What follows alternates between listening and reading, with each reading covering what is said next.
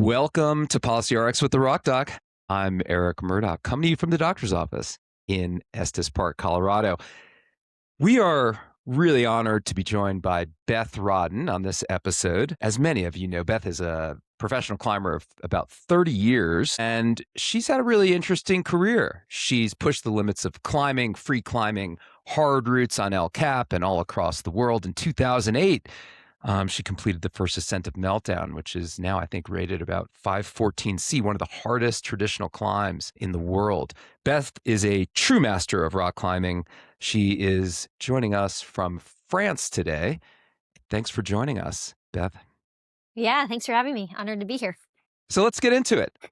You were on the board of directors of the Access Fund about 20 years ago. And I want to start off with this question because a lot of people might not understand, who's on the board, who's advising the Access Fund, how do we get these people?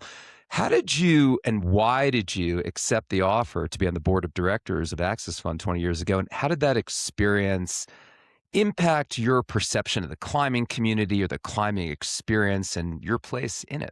Yeah, no, it's a great question. I was fairly young at the time. I was in my mid-20s, and honestly, it seemed like such a privilege and honor to serve on the board. It was, at the time, made up of wonderful people, really intelligent people that were also very passionate about climbing. And so to be invited onto that same team was a total honor. At the time, I think that it really helped shape how I saw giving back into the sport that I was making my profession as, and I wanted to continue making my profession. And so obviously there was probably a little self-serving in there because I was like, well, I need climbing areas to be open. I want climbing areas to be open to be able to pursue my passions and my dreams. And what better way to help ensure that than try and learn from these, really smart, intelligent people that are working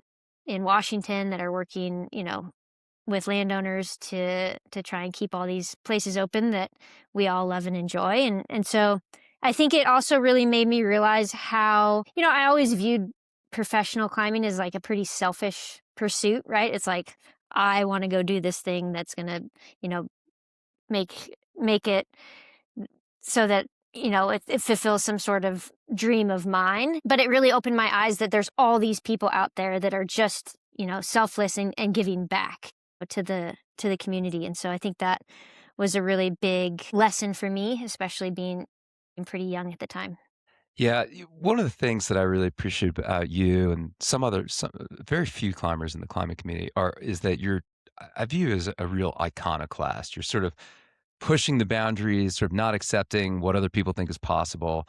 You've clearly made a pretty significant impact on the climbing community. When you decide to embark on a really difficult project, on something that might be beyond what people think is possible or beyond what is currently possible, how do you choose these objectives? And what's your mindset when you start a really difficult climbing objective that's breaking ground? And before you answer, I want to set the backdrop as, Access Fund is constantly thinking about these things, but because we're trying to predict what are people going to do? What do we need to do to prepare for the next generation, the future of climbing? And because you've been on the cutting edge, it's really interesting to hear your perspective on how you're thinking about these things and how you make these decisions and your mindset. That's a great question. It'd be nice if I was like, I had this like grand plan and, like these 7 steps to figure out how to do it. I think for me, a lot of it comes down to motivation and inspiration, right? And so it's like, I love climbing like we all do. I really love pushing myself and seeing what's possible for myself. And then if I can find something that's inspiring at the same time, then it's kind of like this perfect recipe. But I don't think I know, and same as you guys, right? Like with policy and working on all the really complex issues that you do, it's like you don't necessarily know if it's possible when you start, but you know where you want to get to. And so it's just like working on a really complex problem and just like breaking it down step by step. And so that's how I do it. And I kind of love that process, right? I like that process of maybe it's possible if there's like a little carrot, and like how can I continue to keep that carrot in front of me and keep me excited to keep working on all these parts that are coming up, and then eventually put it together. And I would imagine, for my brief window into how you guys work for those 6 years, that it's similar, right? You guys like have an idea of where you want to get to, but you don't know how all the pieces are going to fit together. And so you slowly start to work on the pieces, and sometimes it works and, sometimes it doesn't. Could you tell the story again of Meltdown? I think it's interesting because it's in Yosemite, it's in the wilderness. It's my understanding that it was people have already tried it, right? Ron Calc had already tried it. The anchors were already there. How did you approach that one specifically? How long did you work on it? And did you ever think, just like when we're doing policy work, like this might not be possible? Did you ever have doubts, and how did you overcome that? And what was it like to succeed?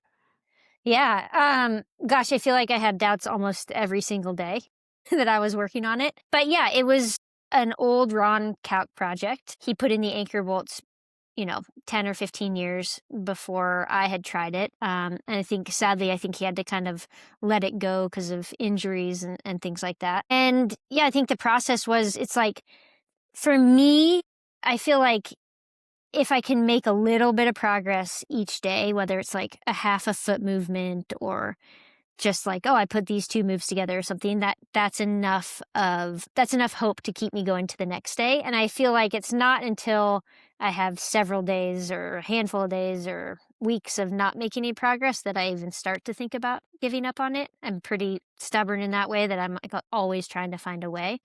And so I worked on it for, gosh, 6 or 8 months continuously from, September to August or September to February one year. And I think the first thing I felt was relief when I did it. It's right next to a waterfall. So it was like the season was ending because, spring snow melt was coming.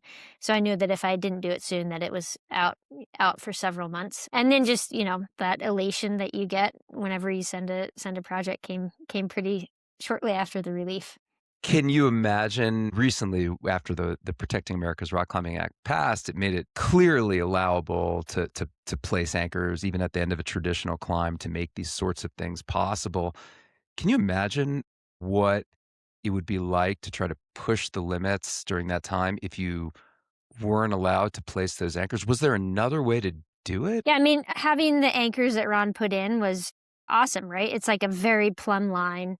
It makes it super simple to just go out and top rope it and all that sort of thing. I'm sure something could have been rigged up like way back on a tree or, whatnot, but it would have been much more involved. And so I often think about that, right? Especially now that act passed, like how fortunate and privileged we all are that everything, in Yosemite that is has bolts, has any of that sort of thing that we all rely on, and a LCAP or cragging or whatnot. It just makes what we do so much more accessible, so much more feasible. I think the level would be a lot lower if that wasn't around. Yeah, I think we often take these things for granted until they're lost, until we can't have them. So what do you think the next generation is going to do?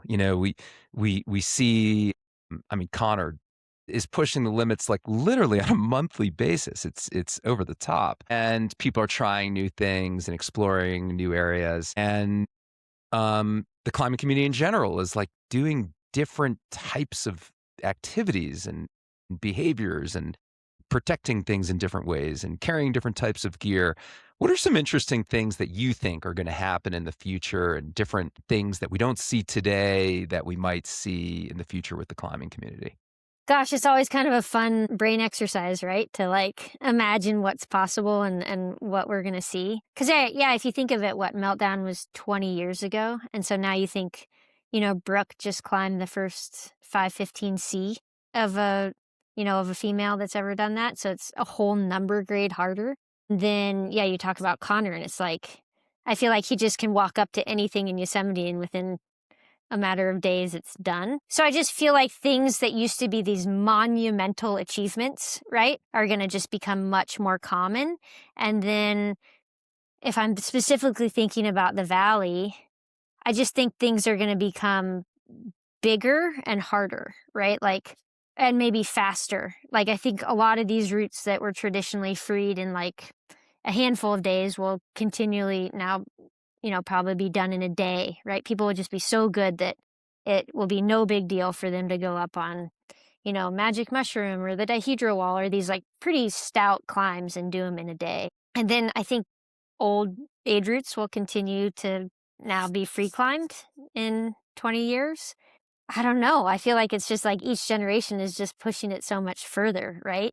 And it's pretty phenomenal to see. I think we're at like the intersection, the beginning of the intersection of when like actual training is coming into rock climbing, and it's just you're seeing it kind of like what the physical human body's capable of with these kids that are doing it, and it's pretty awesome to see. Besides your vision for what hard climbing is gonna look like, faster, longer, like all of these different things, have you noticed things that sort of just regular climbers are doing or trends that I know you're out there climbing all the time. And the reason why this is a great question for you is because you're a true lifer. You've been climbing for over 30 years and you've seen these trends, you know, uh, in all these things, in gear and in style. I mean, you saw bouldering explode. Like, what are the regular climbers doing differently now than you saw 30 years ago? And what are some interesting things that maybe just your regular everyday climber is going to be doing? Do you have any ideas on that? That's a great question. So I just think with the exploding popularity of climbing, you're opening it up to so many more possibilities. I think people are getting into the weeds, like I said, on training, on bringing that training to the outside. Like, how many crags do you go to now? And like everybody's warming up with a portable fingerboard, like we didn't ever used to do that. We were just like freezing and like warmed up, but it's really smart, right? It's a great idea. And then, it's interesting because I think I'm like definitely guilty of this, but like if you've been in a sport for a while, you can get kind of curmudgeony and grumpy at people coming in and be like, well, we didn't used to do that or whatnot. Other sports have that too, like surfing, I know. But we were in New Zealand this summer, their winter, and, it's limestone bouldering. So it's like very prone to polishing super quickly. Like when I heard that it was limestone, I was like, oh, this is going to be a terrible experience, like bouldering on glass type of thing. But, sometime within the last 10 or 15 years, a small group of like the original developers or started noticing that the polish came from chalk and climbing shoe rubber. And so they started experimenting if they took a spray bottle of water and a brush and they cleaned the holds afterwards, that it actually like punted the polishing out like years, right? So instead of being polished within like a handful of years, it would be like much longer until the limestone got polished. And they said it took, a little convincing of the younger generation to get on board with this because it's like it takes a little bit of effort, right? But now it's like everywhere. Like when you rent a pad in New Zealand, the pad comes with a spray bottle and a brush. And so I do feel like these trends of people wanting to like conserve and like think of the next generations are there. It's just, it might take some people to implement it and some convincing. So I don't know, like I would have never foreseen that people are walking around with spray bottles and brushes, but now it kind of is like, oh, should we be doing that here in the States at places? So I think there's going to be like innovations like that and ideas like that to, help protect and conserve climbing and our rock and resources that maybe we can't think about right now. Yeah, that's interesting. Thanks for sharing that. I didn't know about that. Now that you have a family, and I presume you're going out climbing with your family, do you think more people are doing that? I too am climbing. One of my climbing partners is my daughter, so I feel like I'm biased. I feel like maybe more people are out there with their families, climbing with their kids than before, but maybe it's just because I am. What do you think? Did you notice people 30 years doing that, or is it just something that's kind of growing in the recent history? Yeah, I mean, I definitely noticed it when I was a teenager growing up. but I think it was just much more rare. And so I can't tell now if it's just more, if there's more of us and so there's more possibility for it, or if there's just like more kids doing it with their parents. Um, but yeah, I think, climbing is way more popular. So there'll definitely be it. But, I don't think all kids of climbers climb yet. So I don't think it's necessarily a guaranteed thing. So let's wrap this up with the question we always ask in all of the interviews is what do you got going in the near future? You got any big plans or vacations or outdoor projects coming up? Yeah, well, we're currently in France, so we're here for another month or so. And then after that, it's, back home to Yosemite for the spring season. And then we don't have anything for the summer. So I think this is our vacation slash climbing trip right now. Sounds awesome. Well, thanks so much for joining us on Policy RX. Thanks so much to Outdoor Research for sponsoring you and helping us set this up. We really appreciate everything you do and we appreciate your time today. Yeah, no, thanks to the Access Fund for doing all that you guys do. Have fun in France. And thanks everyone for listening to this episode.